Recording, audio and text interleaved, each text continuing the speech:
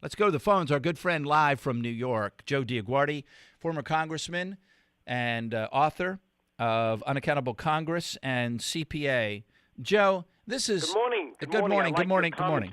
It is absolutely unbelievable. Joe, the Affordable Care Act, they're now talking about $1.7 trillion adding to our debt and adding to our burdens. And I don't know the long term. You probably know the numbers on the long-term liabilities now. $17 trillion. I put it out, and I can't believe that Cruz did not pick up on it. If you valued actuarially what you're going to add for Medicaid because of the gross increase in the enrollment for Medicaid for this program, if you did it on the same basis that you evaluate the long-term liability for Medicare and Social Security, it's $17 trillion.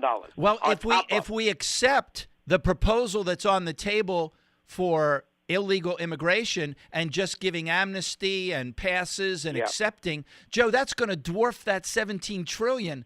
I don't even know what the final number would be. Right, but to have the nerve to put that on the agenda now when there's so little time to deal with the important issue of budget reform, and if you wanted to do anything on health care, at least deal with this launch. But see what you're doing. See what you're doing, and we're all doing it. And he knows he's got us doing this as even intelligent, informed Americans. We are all saying, why would you do this? Why would you do this? Why would you do this? The president and his cabal is saying, I've got them on their backs. They're on their knees. I got it. I'm going to put the pedal to the metal and get everything I possibly can now. And Harry Reid and the president are telling you, and you're not going to stop me. Right? Right. But they're not going to get anything either. I don't think the Republicans are that dumb to do anything but keep their attention on the issue of getting this budget done. And hear what they're saying now. But Joe, did you think that the president would win everything he demanded last Wednesday? Everything. We didn't get $1. Not one thing. He said, I'm not negotiating, no way, no how. And at the end of the day, that's exactly what came down.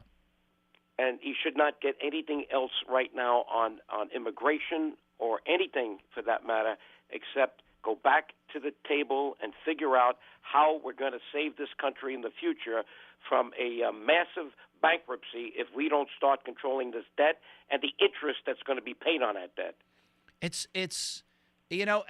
The problem is, Joe, is the so-called Republican leadership we know is nothing more than, I don't know, a plastic tread across a 4-lane highway. They're not going to slow this truck down. I think the only chance we have is the Cruzes and the others that go out and fan the flames of the American people and say, we need your calls, we need your letters, we need your faxes.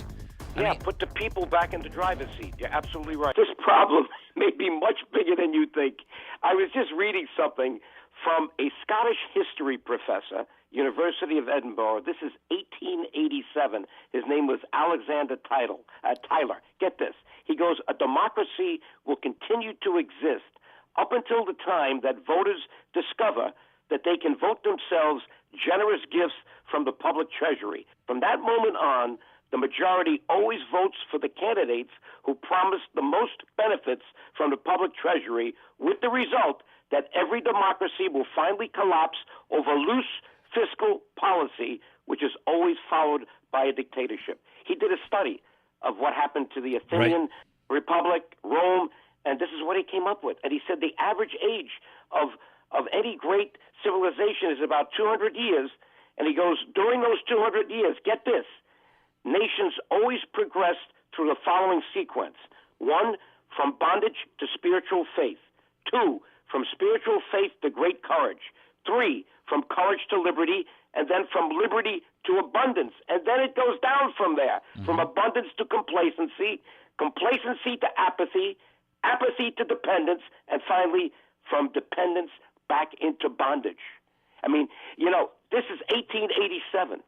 He's saying democracy, and this was said of the Roman, this is what happened to Rome. I mean, and for people like ourselves, and there are a vast number of them in the United States that get up every day and make decisions based on facts and history and what they call it information-based or informed-based decision-making. Right. You know, we live in a time where we're being told to throw all that in the trash can and just listen to, you know, hey, I got a smile on my face. You know, I'm a nice guy. Just listen to me, and I'll tell. And it's going to work out. And it doesn't matter about history. Doesn't matter about facts. Doesn't matter about realities. You know, 2 + 2 can equal 10. Everything's okay. And it's scary, Joe. And you know, and the hard part is, for most, and including Ted Cruz, you want to fight this tyranny. You want to fight this destruction of your nation with Right. facts and history and all this type of research. And the bottom line is, it falls on deaf ears. It falls on what deaf ears. conservatives are trying to do, like I tried to do when I went to Congress in 1985, that's why I voted against the debt limit in 1987 with a speech on the House floor, is we're trying to stop the raid on the public treasury. Right. Because it's got to be replaced by debt. The debt then is going to have interest put on it, and the next generation is not going to have the benefit of the American dream. And that's the big picture we got to keep putting on the table as true conservatives.